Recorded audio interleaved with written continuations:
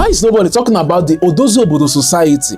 But I'm not here to talk about Odozi Obodo. I'm here to talk about Nwiboko Obodo, the dreaded cultist of Abakaliki in mid-1950s. Odozi Obodo society was a secret cult that operated between 1954 and 1958 in Abakaliki area of eastern Nigeria. A ruthless cult. It was led by a high priest, Nwiboko Obodo, who was also known as Afunanya Ekwe. Nwiboko Obodo hailed from Isieke, a village a few kilometers from Abakaliki. He had lived in different communities before returning to Isieke in 1953. In the village, he formed a group to curb criminal activities within the community. However, the group's activities soon turned oppressive and deadly as villagers began to believe the group was involved in the murder of community members. During this period, the incomes of the cult members showed improvement and they began to flaunt their wealth, attracting more members. Obodo will pay the taxes of adult residents in the village and turn around and bill them fines. If the residents could not pay,